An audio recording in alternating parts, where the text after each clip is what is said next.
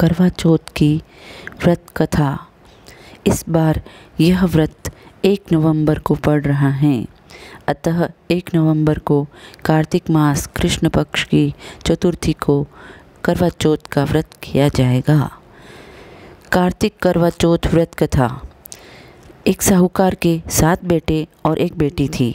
7 भाइयों की बहन लाड़ प्यार में रहती थी। भाई भोजन करते तो बहन के साथ करते। कार्तिक में जब करवा चौथ का व्रत आया तो बहन ने व्रत रखा। भाई जब भोजन करने बैठे तो बहन को बुलाया। बहन ने कहा, आज मेरा व्रत है, चांद उग आने पर मैं भोजन करूंगी। भाइयों ने शाम को सोचा कि हमने तो सुबह भोजन किया था, तब भी भूख जोरों से लग आई। यह तो सुबह की भूखी है, इसे और भी ज़्यादा भूख लगी होगी। ऐसा विचार कर एक भाई ने दीपक जलाकर जलने से ढककर उसका प्रकाश दिखा दिया।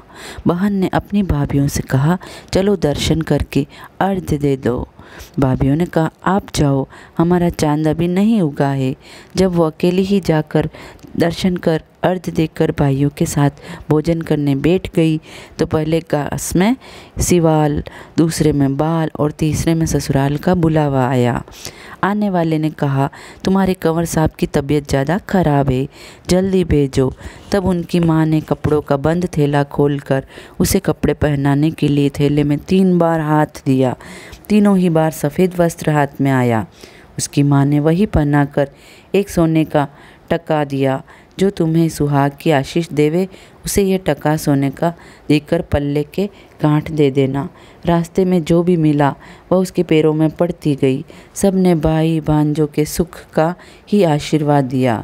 चलते चलते जब वह उसके ससुराल का दरवाज़ा आया तो दरवाजे में घुसते ही उसकी छोटी ननद खड़ी थी।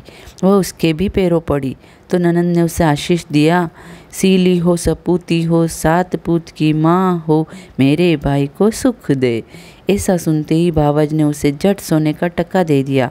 वह भीतर गई तो सास ने पीढ़ी नहीं दिया और रोकर बोली, मरा पड़ा है। बेचारी देख कर रोने लगी।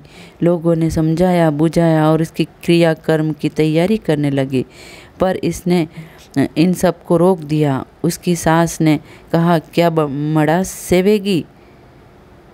उसने कहा, हाँ, मैं मड़ा सेने लूँगी, आप कोई चिंता न करे। उसकी जिद पर घर वालों ने एक अलग मकान में उसको रख दिया। बेचारी मड़ा सेने लगी। मड़ा यानी कि मुर्दा। दासी आकर बासी सूखी रोटियां दे जाती, उसी से अपना जीवन चलाती। मंगसिर मास की चौथ आई, बोली, करवा ले भाइया प्यारी करवा ले, दिन में चांद उगानी करवा ले, घनी बुखारली करवा ले। वह बोली, माता मैंने नियम बिगाड़ा तो आप सुधारोगी, मुझे मेरा सुहाग देना पड़ेगा। चौथ माता बोली, मेरे बड़ी पोह की चौथ है, उससे अर्ज करना। पोष की चौथ आई, उसने कहा, मेरे से बड़ी माघ आएगी। इसी तरह अपने से अगली अगली बताती गई और आखिर आसोज की चौथ आई।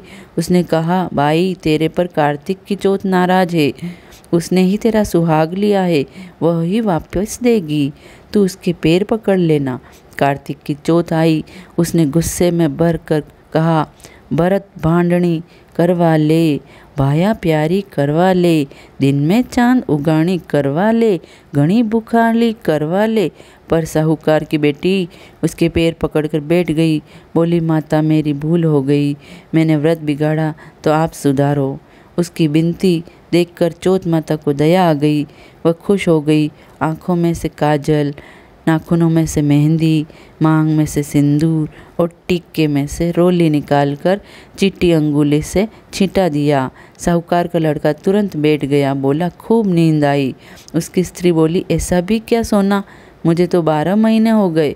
उसने सारी बात बताई। साहूकार का बेटा बड़ा खुश हुआ। उसने कहा, चौथ माता का उत्सव करना चाहिए। उसकी स्त्री तुरंत इंतजाम करने लग गई। वो करवा लिया और कहानी सुनी, चूरमा किया। दोनों पति पत्नी भोजन कर चौपड़ पास खेलने लगे। दासी आई, बासी टुकड़े लेकर देखे तो दोनों चौपड़ पास खेल रहे हैं। तुरंत वापस गई और उसकी सास से बोली, वे तो चौपड़ पास से खेल रहे हैं। साहूकार की स्त्री को विश्वास नहीं आया, झट ऊपर और देखकर खुश हो गई। पूछा, यह क्या बात है? तो बहू ने सारी बात बताई। सास के पैर पकड़े, घर में आनंद छा गया। बेटों की माँ सब कोई 12 चौथ करना, 12 नहीं तो 4 तो अपने 7 फेरों की शक्ति के लिए ज़रूर करे। हे चौथ माता, सबका सुहाग भाग देना, साहूकार की बेटी की तरह दुख मत देना। जो भी यह कथा पढ़ या सुन रहे हैं उनका सुहाग अमर करना और उनको सब खुशियाँ देना। जय हो चौथ माता की।